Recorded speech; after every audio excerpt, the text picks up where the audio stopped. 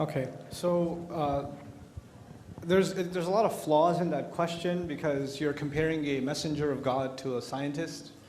A scientist isn't asking people to be followed or to take his claims as the words of God, or nor is he asking you to reform your life in an ethical or spiritual way, etc. So what a scientist is simply doing is researching the universe.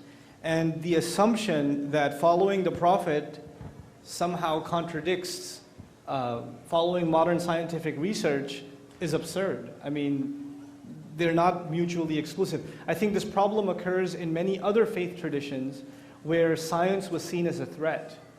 And the assumption is made that all religions must be this way, all religions must discourage scientific inquiry.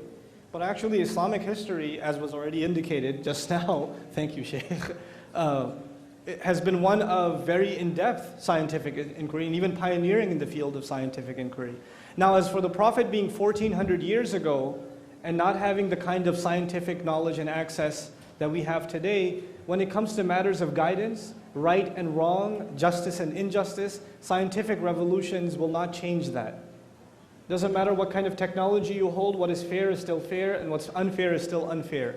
Truth is still truth and falsehood is still falsehood. Wronging people is still wronging people. So whether we live now or 300 years from now or 300 years before now, the principles on which we're supposed to live our life are timeless. And so they were given in a desert, and that desert educated the rest of humanity. And it gave life to the rest of humanity. And that's what we hold dear. We hold that revelation and that message dear, and that legacy.